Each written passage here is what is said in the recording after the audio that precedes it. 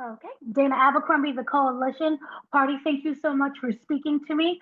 What I wanted to talk about was it's a very interesting bond that B-Rilla has with Lulu.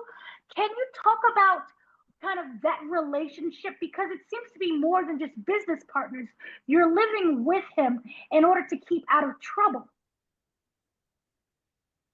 I think they definitely have developed more than a business relationship. I think he's looking to him as a brother, as a mentor at this point, Rilla to Lou.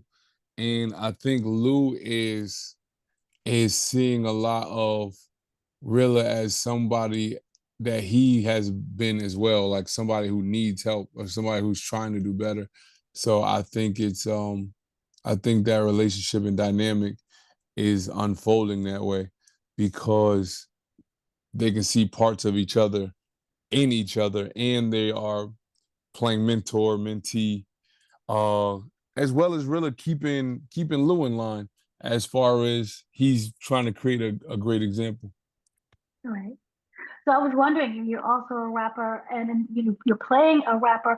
Can you talk about kind of the lyrics and the meaning behind finding that character and whether or not you can relate to him through that rap style? Do you add in your own personality?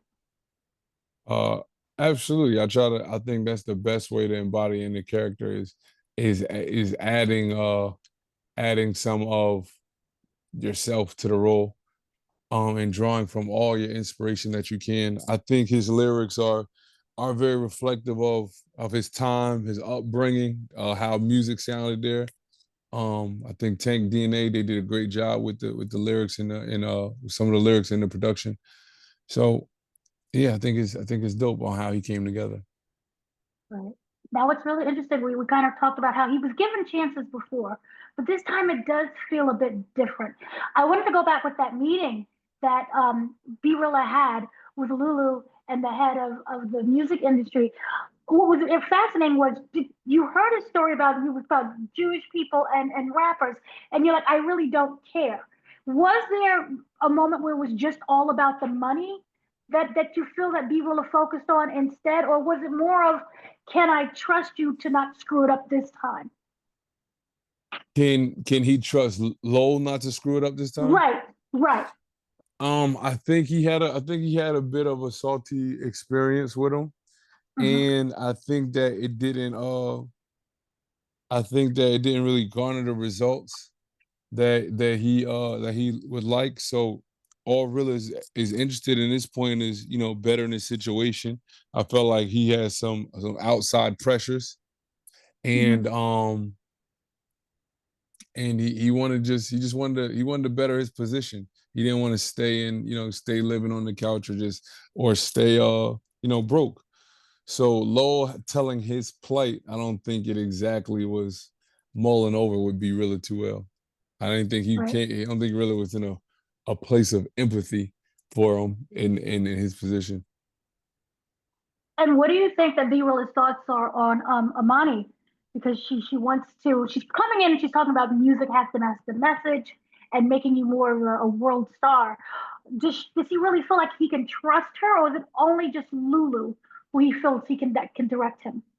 I I definitely think Rilla is most comfortable with Lulu, but I do think he was excited to one see somebody else that's just interested in his space, and it being I think a woman didn't hurt either. So I think he was excited to hear somebody even talk that fondly of him. So I think he's interested in hearing what she has to say. But at the same time, I think he does resonate the most with Lulu and what he says and how he goes about it. What do you feel is B-Rilla's driving force to continue? Because he's been let down before. I think he has a family that he often speaks of that he wants to provide for and make sure everything is good. So I think that's what keeps him going and keeps him wanting to be better. Can you tease whether or not we'll get to see his family and spend more time with him at his home? I definitely hope so. I definitely hope so. Okay. So then what I was wondering also stepping into this, do you feel that you create a backstory, or are you the kind of person who feels that whatever's on the paper is the character right then and there?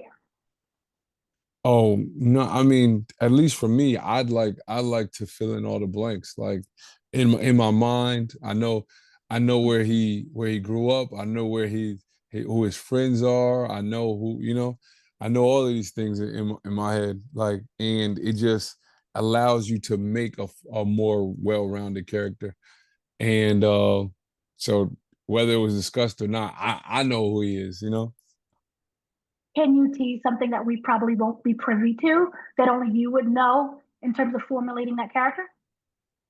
Well, I myself, I'm from upstate New York, so I think I was able to just look at my upbringing and our outlook on when it came down to pursuing, and my outlook on when it came down to pursuing music and having to travel to the city to do so, and then gain that respect of my peers from the different boroughs. And even though, when you're not from a borough, you're looked at a little differently.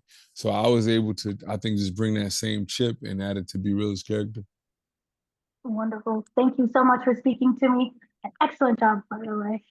Thank you so much.